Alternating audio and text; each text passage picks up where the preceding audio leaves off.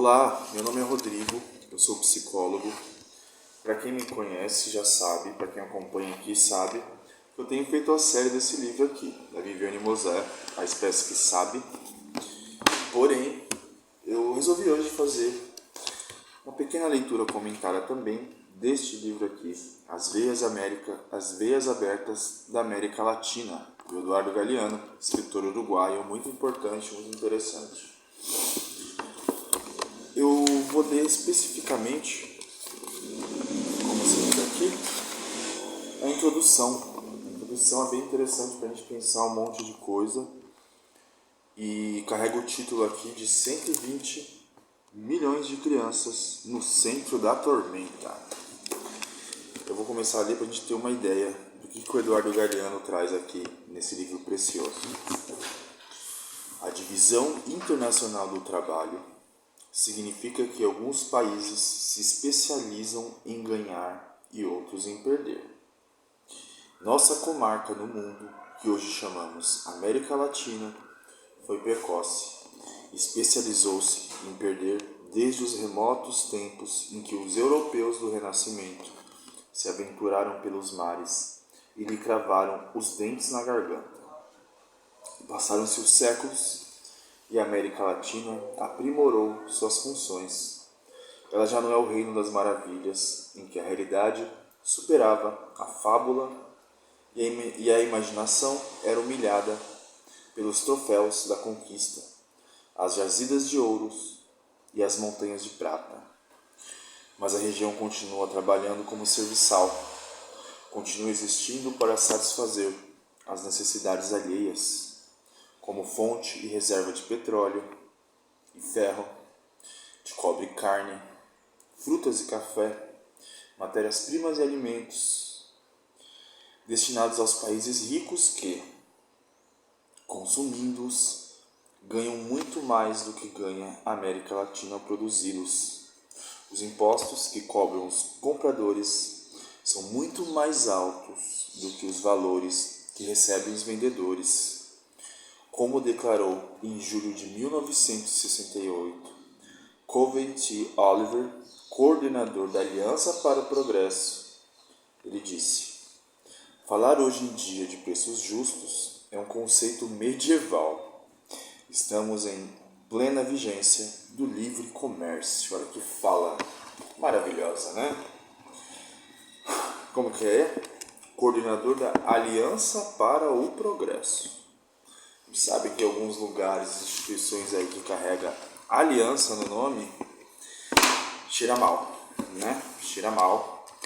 E Aliança para o Progresso. Para o progresso de quem? Né? Pois é. E essa ideia aqui, né? Preço justo é um conceito medieval, que é a vigência do livre comércio, o livre mercado, né? Que é tanto falado aí pela boca dos defensores do neoliberalismo, liberais, né? E aqui vai dizendo, né? Do quanto nós, como latino-americanos, América Latina, de uma forma geral, se especializou em perder, né? Não dizendo que foi necessariamente uma escolha nossa, porque como a gente sabe, está colocado aqui, a América Latina foi praticamente o Éden para os europeus, né?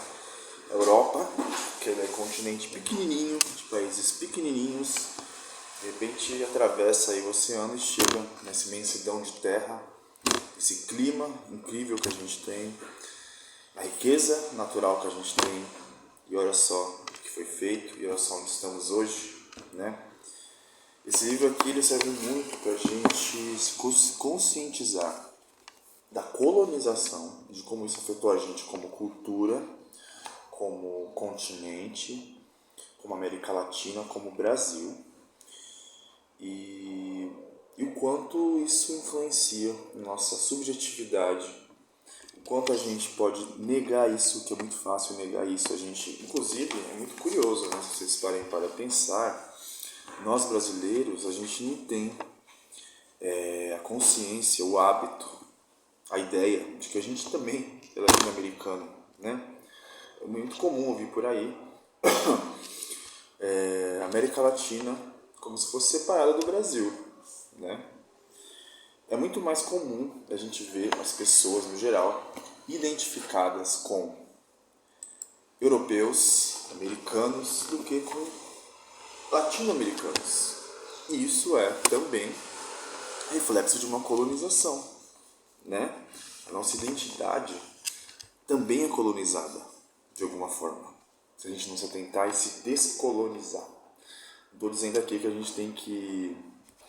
Por exemplo, eu sou uma pessoa que gosto muito de consumir, vamos dizer assim, de apreciar música, filme, livro de europeus, de americanos. Não é essa a questão, né? Como eu digo, a arte é universal, a gente contempla, mas sempre com uma visão crítica, né? E com consciência de que nós somos latino-americanos brasileiros. Isso pode mudar muita coisa. Continuando aqui, quanto mais liberdade se concede aos negócios, mais cárceres precisam ser construídos para aqueles que padecem com os negócios. Na série anterior, né, da Repicracia, aquele livro lá, Fabricando Cidadãos Felizes, que fala muito de uma ideia neoliberal, veio essa questão, né, de que, inclusive está aí, né, está aí, a gente ouve por aí, na boca dos políticos, dos economistas, como se dependesse, assim, que é criada aquela coisa, né, a frase é a seguinte: não vamos sacrificar a economia, tudo em nome da economia, né? A gente não diminui a desigualdade social por conta, para não sacrificar a economia, né? Parece, né, que é um imperativo radical, né? Parece que para você resolver uma questão social, você precisa sacrificar a economia. Mas assim, sacrificar o quê? O lucro de quem? Porque essa ideia aí é para manter as coisas como estão, né? Gente passando fome, morrendo de fome, e gente, né, lá no topo, usando um português bem direto, limpando a bunda com dinheiro, né? Pois é. Nossos sistemas de inquisitores e verdugos não funcionam apenas para o mercado externo dominante. Não funcionam apenas... Também proporcionam caudalosos mananciais de lucros que fluem dos empréstimos e os investimentos estrangeiros nos mercados internos dominados. Entre aspas. Já se ouviu falar de concessões feitas pela América Latina para o capital estrangeiro, mas não de concessões feitas pelos Estados Unidos para o capital de outros países. Pois é, né? É que nós não fazemos concessões, advertia o presidente norte-americano Woodrow Wilson por volta de 1913. Eles não fazem concessões, tá? Ele estava convicto, diz ele. Um país é possuído e dominado pelo capital que nele foi investido. E tinha razão. Pelo caminho perdemos até o direito de nos chamarmos americanos, embora os haitianos e os cubanos já estivessem inscritos na história como novos povos. Um século antes que os peregrinos do Mayflower se estabeleceram nas costas de Plymouth. Agora, para o mundo, a América é tão só os Estados Unidos. E nós, quando muito, habitamos uma subamérica, uma América de segunda classe, de nebulosa identidade. Nebulosa identidade, acho que é um termo legal para falar aqui. Qual a nossa identidade? Eu lembro que no segundo ano de faculdade de psicologia, eu tinha um professor, Roberto McFarlane, psicanalista lacaniano, que muito me serviu de espelho, talvez, né? De inspiração, sei lá.